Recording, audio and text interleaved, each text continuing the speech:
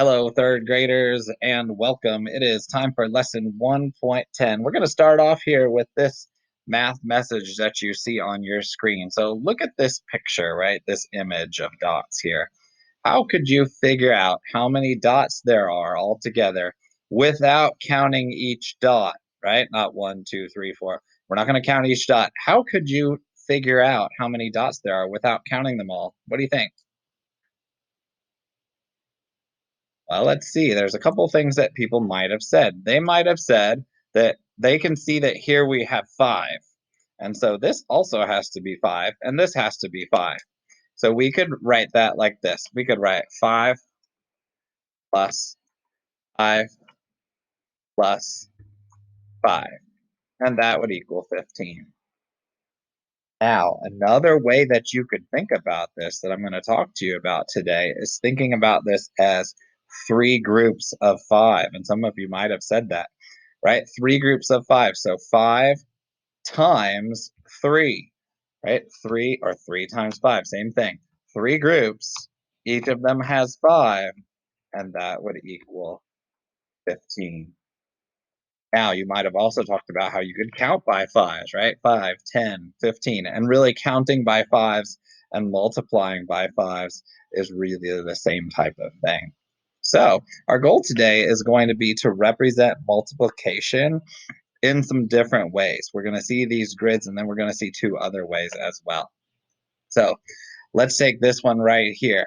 How about this? What's a number sentence that you could use? So I'm going to look at this and I'm going to think, okay, I could do 4 plus 4, or I see 2 groups of 4. And so 2 ways that I could write that, I could write 2 times 4 equals 8, or I could write 4 plus 4 equals 8. Okay? When we have addition, repeated addition, it's very similar to multiplication. All right. You tell me this one, right? So it looks like I have this is actually 5 different groups. Um, oops, there you go, sneak peek. So right, here's a group, here's a group, here's a group, here's a group, here's a group. So 5 groups of 2. So you tell me what's a number sentence that you could write to represent this picture. All right, let's see what you could have said. You could have said 5 times, excuse me, 2 times 5, right? So 5 groups of 2, 2, 4, 6, 8, 10. You could have put in, if you wrote 5 times 2 instead of 2 times 5, that's fine because those are turnaround facts. You could have written 5 times 5. That's more if you kind of thought of this one as a group and this one as a group. Something that's not here, you could have also written 2 plus 2 plus 2 plus 2 plus 2. All of those give us 10. All right, so we can see multiplication in that manner. We can also see it with nickels and dimes. And so this is in your math journal. I'd like for you to open up in your math journal to page 21.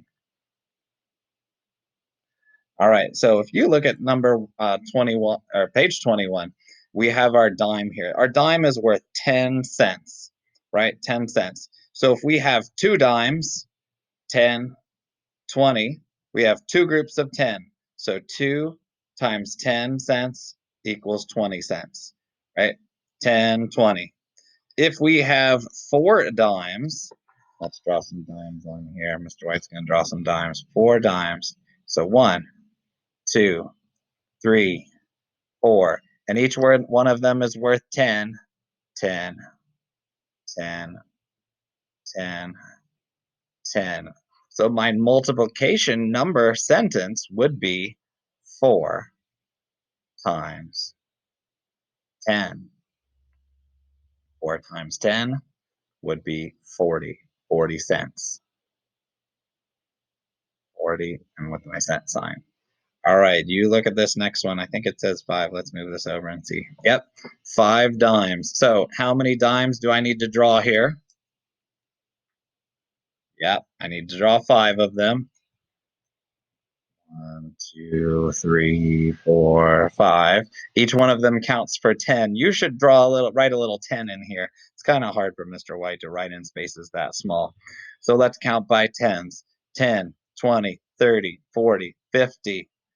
So our number sentence here will be 2 times, whoop, not 2, reverse, not 2, 5, because I had 5 groups. 5 times 10 equals 50 cents. All right, so you try this one now. 10 dimes. You're going to draw your sketch, and then you're going to write your multiplication number model. What your number sentence is here. Do that now. Okay, so if we had 10 dimes here, 10 times 10, 10, 20, 30, 40, 50, 60, 70, 80, 90, 100. 10 times 10 equals 100. Let's keep going with this math journal page. Now we have nickels. Remember, nickels are worth 5 cents. 5 cents, right? So 2 nickels, 5, and another 5. 2 times 5 equals 10. Because if I count by fives, 5, 10. So my answer is 10. Let's do 4 nickels. 4 nickels. 1, 2, 3, 4. Each one is worth 5 cents. 5, 5, 5, and 5. So I have, here I had 2 nickels, so I wrote 2 times 5. Here I have 4 nickels, so I will write 4 times 5 equals, let's see, 5, 10, 15, 20. 20, right? Multiplication and skip counting are also very, very similar. All right, let's do the next one here. We have our 5 dimes. Again, you should put fives in the middle of these. And so what's our number sentence going to be? What do you think? You should have said 5 times 5 equals 25. Okay, last one you do now. Go ahead and do that one. So 10 nickels, and then your multiplication number sentence right here.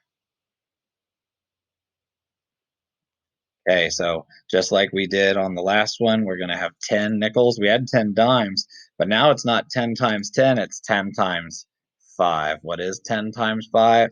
Hopefully you said 50. All right, let's keep going here. Now, the last thing that we're going to do, we're finished with our math journal actually today. You're not going to have anything else that you need to do in your math journal because you're going to get a chance to practice with these fact triangles. You cut them out last week. If you haven't cut them out yet, they're in the back of your math journal. There's 3 pages in the back, and you can pull those pages out and cut out the fact triangle. So let's see if I can move this a little higher. Oh, I'm going to lose some of my stuff. Let's see if I can get rid of this here. All right, so what we have here with these fact triangles, we have 2 numbers here that we can multiply times each other. Now, I've picked 8 and 3. I don't think you have 8 and 3 yet on your fact triangles. And then by the dot is where we have the product. So when we're multiplying, right, we have 2 factors and they equal the product. So in this one, 8 times 3 equals 24. So what I would like for you to try today is to, if you can grab a partner to do this, right, like a brother or sister, mom, dad, that would be the best. If not, you can do this on your own. You're going to put your thumb so that it covers up this 12. So the thumb is going to go on the dot. So let me draw a picture of your thumb. Oh, except your thumb is not clear. So let's give your thumb a color. Your thumb is going to be red. There you have a red thumb, right? So your partner covers up the dot, right? Covers up the number that's by the product, the answer here, and then you have to see if you can say the fact, right? So 4 times 3. So I'm going to think, well, let's see. 4 groups of 3 would be 12, and I try to say that to my partner. Now, if there's something that you don't know, then that's fine. Tell your partner that you don't know, and then they'll read you the number sentence. They'll say 4 times 3 equals 12. And then you say it out loud. You say it 4 times 3 equals 12. And that will help you to be able to learn and to begin to memorize some of these fact triangles. So there's no job to do in your math journal. We already did it. You are now going to work with fact triangles. All right.